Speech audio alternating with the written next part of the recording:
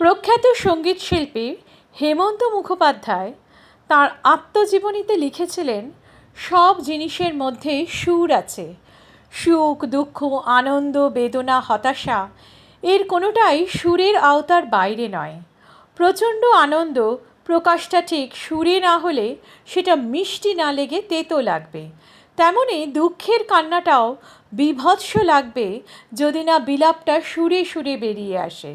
সেই সুরের সন্ধানে আজও এগিয়ে চলেছি। সেই সুর যার কাছে জীবনের থিম হিসেবে ধরা দেয়, বিচিত্র ধারার ছায়াছবিতে তাঁর সুরসৃষ্টি বোধহয় সামগ্রিকভাবে এই জীবনবোধেরই প্রতিফলন হয়েছিল। বাংলা এবং হিন্দি এই দুটো চলচ্চিত্র জগতে হেমন্ত মুখোপাধ্যায়ের কাছে ভীষণভাবে ঋণী। তাঁর সৃষ্টি করা কালজয়ী গান এবং গানের সুর আজও বেজে চলেছে।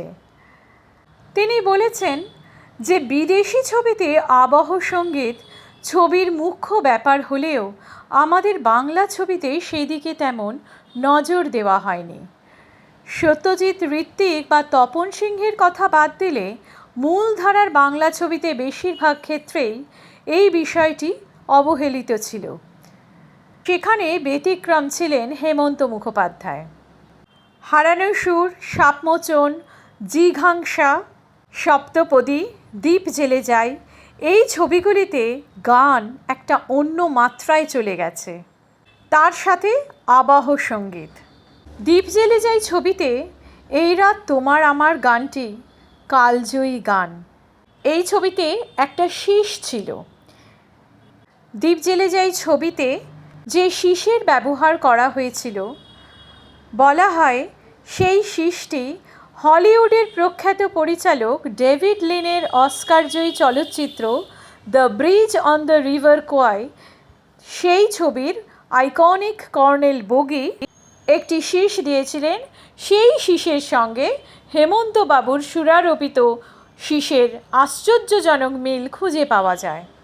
ফলে হলিউড স্টুডিও হেমন্ত মুখোপাধ্যায়ের বিরুদ্ধে সুর চুরির অভিযোগে মামলা দায়ের করলেন। তাই হেমন্ত মুখোপাধ্যায়কে ওই শীষের সুরটি দেওয়ার জন্য কাঠগড়ায় গিয়ে দাঁড়াতে হলো। কিন্তু তিনি দম্বার পাত্র ছিলেন না।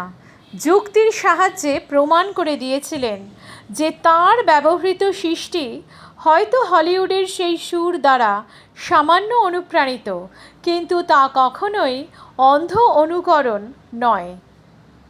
দুটি সুরের চলন এবং অন্তর্নিহিত আবেগ সম্পূর্ণভাবে আলাদা। আদালতে সেদিন দুটি সুরই শোনা হয়েছিল এবং বিচারকও বুঝতে পেরেছিলেন যে দুটি সুরের অন্তর্নিহিত আবেগ সম্পূর্ণভাবে আলাদা। আইনি লড়াইয়ে সেদিন হেমন্ত মুখোপাধ্যায়ের জয় হয়েছিল। আর বাঙালি শিল্পীর জয় মানে বাঙালির জয়, ভারতীয়দের জয়। কিন্তু এই অপমান এবং অশান্তির জবাব হেমন্ত মুখোপাধ্যায় দিয়েছিলেন তার নিজের সৃষ্টির মাধ্যমে। কয়েক বছর পরে 1964 সালে হিন্দিতে নির্মাণ হয়েছিল কোহরা ছবিটি। সেই ছবিতে সঙ্গীত পরিচালক ছিলেন হেমন্ত বাবু।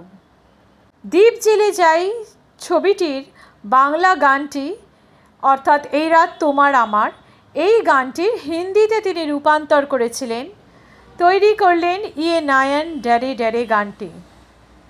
আশ্চর্যের কথা হলো এই গানে তিনি বাংলা গানটির মুখরা বা প্রথম অংশটি একই রকম রাখলেও অন্তরা বা ভিতরের সুরটি সম্পূর্ণভাবে পরিবর্তন করে দিলেন।